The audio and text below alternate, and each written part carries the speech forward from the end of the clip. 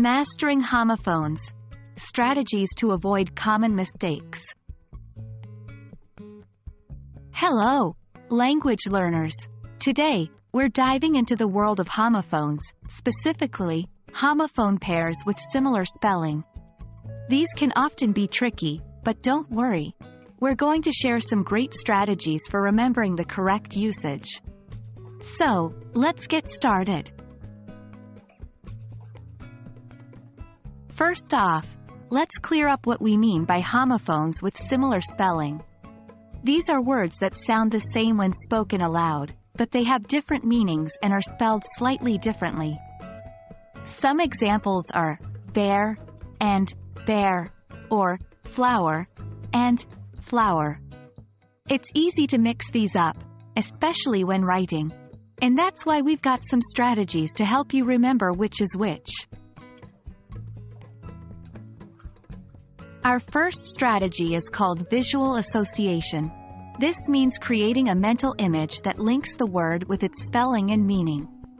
Let's take the words bear and bear as an example. Bare means empty or uncovered. Bear can mean the animal or to carry something. So, you might picture a bear carrying a basket of berries.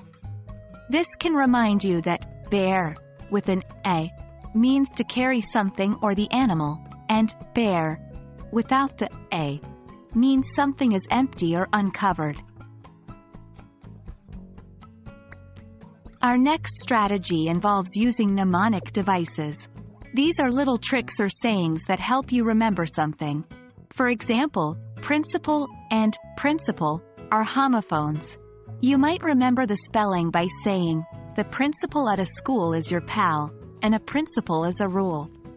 This silly sentence can help you remember which word is which. Lastly, one of the most effective ways to remember the correct usage of homophones is practicing them in context. This means using them in sentences or in your daily conversations. The more you use a word correctly, the more it will stick in your mind. If you can, try to write a sentence or two each day using a homophone pair you're trying to learn. And that's a wrap on homophones with similar spelling. We hope these strategies will be a big help as you continue mastering the English language.